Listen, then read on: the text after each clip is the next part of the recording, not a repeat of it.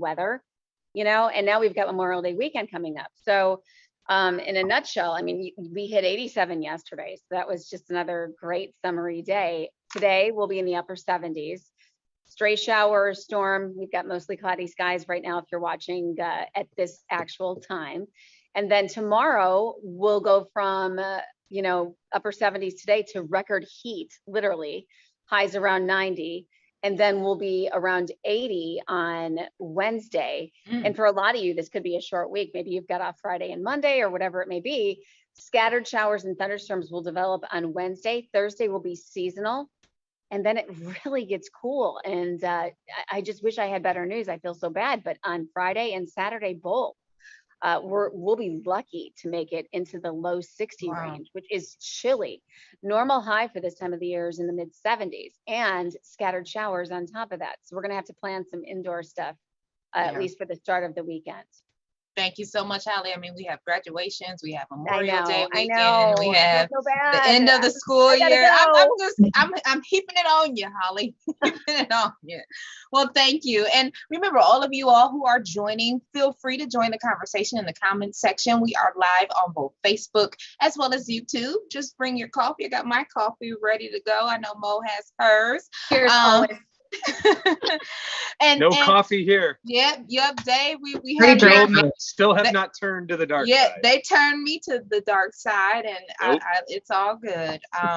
But we do take a turn, a little of actually not a little, but a very sad turn this morning, because many of you are interacting with the story of a Strongsville native who passed away over the weekend. And Lindsay, you've been on that story this morning. Let us know, and everyone know who may just, some people unplug during the weekend. They don't watch the news. They don't, they unplug from social media. So if they're just hearing about this, what's happening? Yeah, it's absolutely heartbreaking. It's 21-year-old Allison Sidlowski. Early yesterday morning, her body was found in East Fork Lake in Batavia Township. All we know so far is that officials say she was last seen hanging onto the swim platform of a boat before she disappeared under the water. Of course, the entire Strongsville community is devastated, as well as the community of University of Cincinnati, where she plays soccer. They released some statements last night calling her a pillar of everything that's right about the program, great student, gritty and resilient player, phenomenal human being. It's incredibly sad. She is the third person in her immediate family to play soccer at the collegiate level. So obviously she made her mark in the classroom, in soccer, in the community. And like we said, we're learning more about the investigation, but she lives behind her parents and two sisters. And there's not much else to say except that this is a devastating and unthinkable situation. And so obviously our hearts are with her family and the entire community in both Cincinnati and in Strongsville. Yeah, we have the story for those of you who are, want to get more information and see the photo. I mean, she's beautiful, gorgeous young woman who lost her life, a soccer player at the University of Cincinnati. But that story right now is in the comment section. So if you want to send your condolences to the family, and we'll continue to follow the story, see how this all unfolds. And I'm sure they'll probably be doing something in the Strongsville community to honor her, because only 21, she was just in high school a few years ago. So thank you for that, Lindsay. And we also turn to another story, because again, with this On the Go show, what we do is we really talk about the stories that you who are watching right now are interacting with on our social media pages, as well as WKYC.com.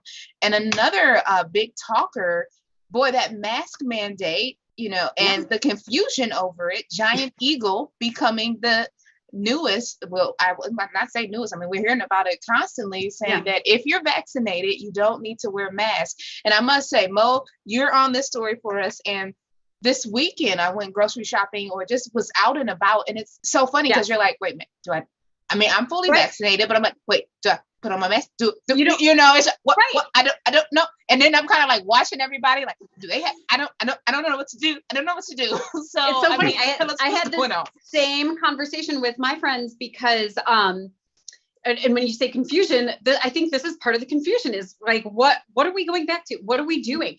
Because I even mentioned to a friend that like I'm fully vaccinated and I went into Heinen's, but I wore my mask and I was looking around. I just wanted to kind of like read the room, like what's happening here. I mean, you think that, at this point we have like 4 in every 10 adults are vaccinated, and you're looking around and it's like everybody's still wearing a mask at Heinen's.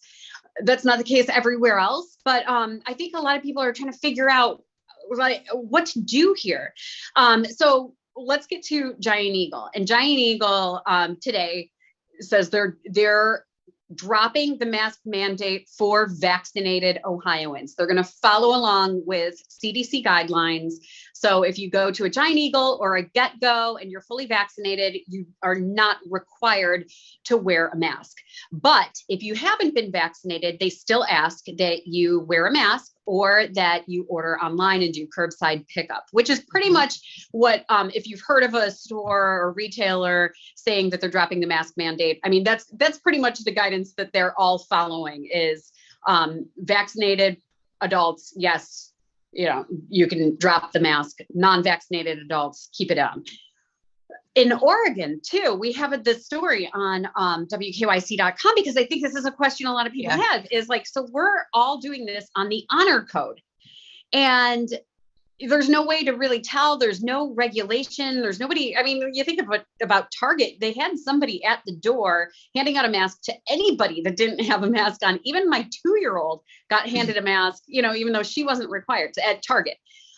So in Oregon, that state health department is saying that there has to be somebody at the door of businesses checking for that vaccination card or some sort of proof of vaccination, or they have to keep the mask mandate in place. So that so far is the only place that I've heard of that is not allowing the honor code, that you do have to provide some sort of proof. And so, I mean, I think the question there's a million questions, right? Yeah. I mean, there's a lot of, everybody has different feelings about this. In general, people have done different things to protect their family. People have different views, whether politically motivated or not, about vaccinations.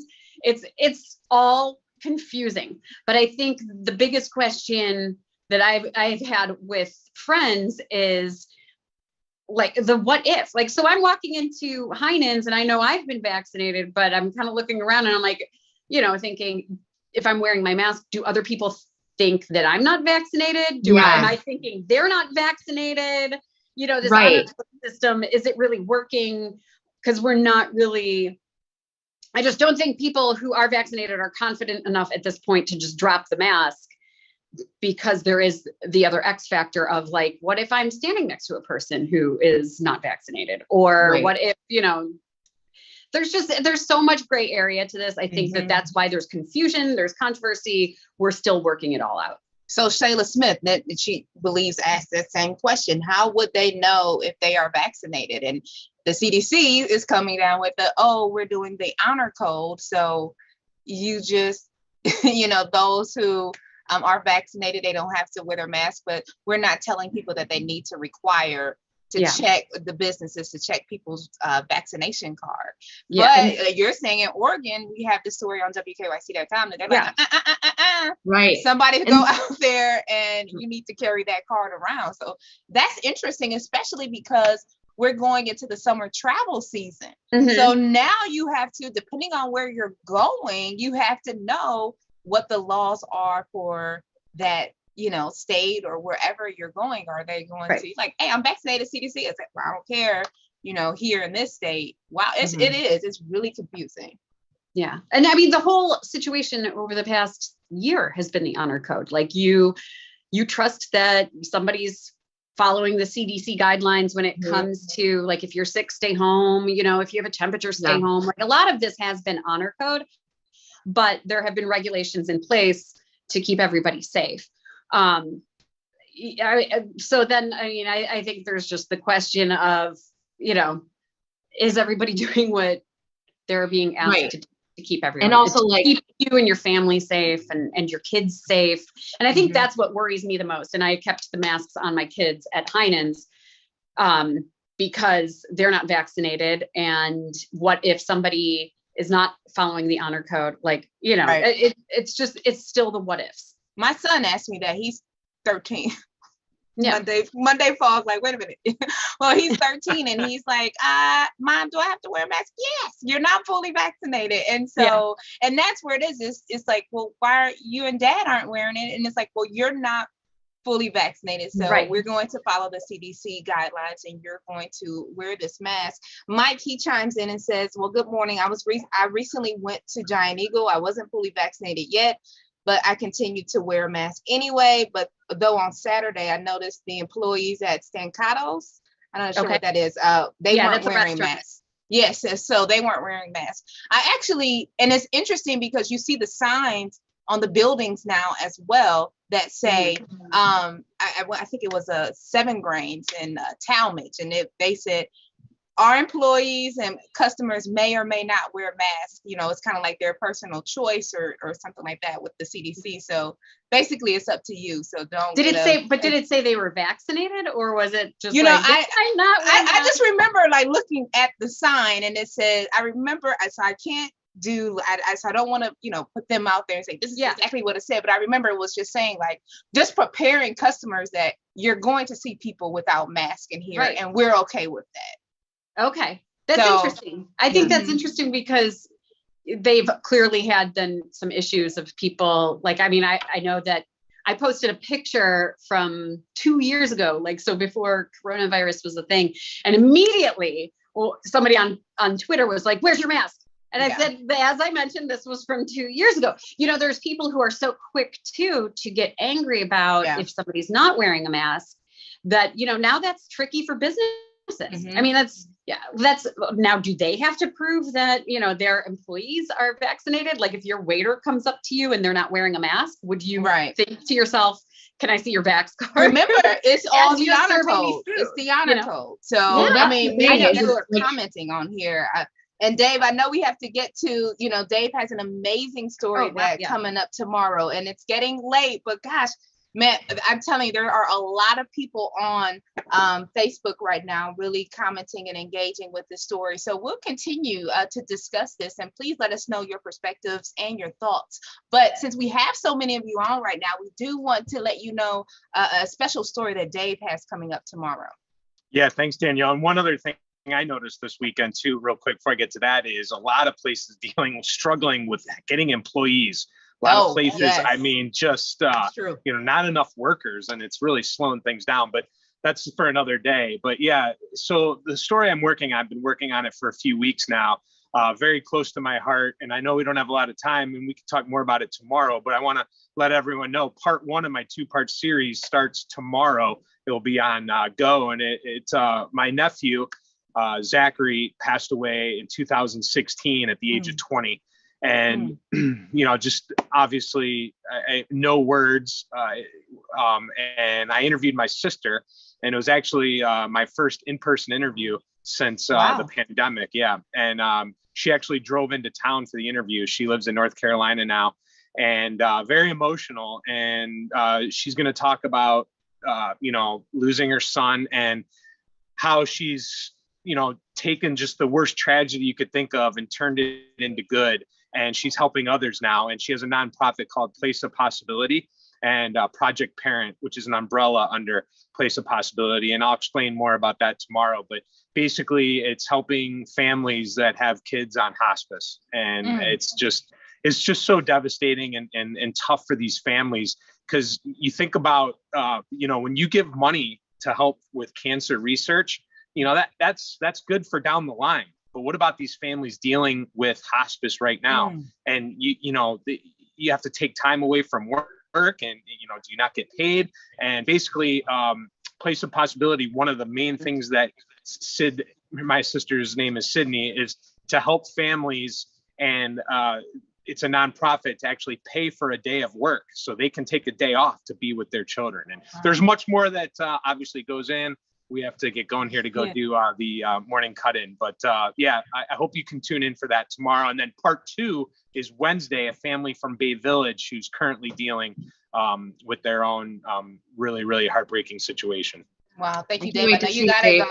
Thank you for opening up that.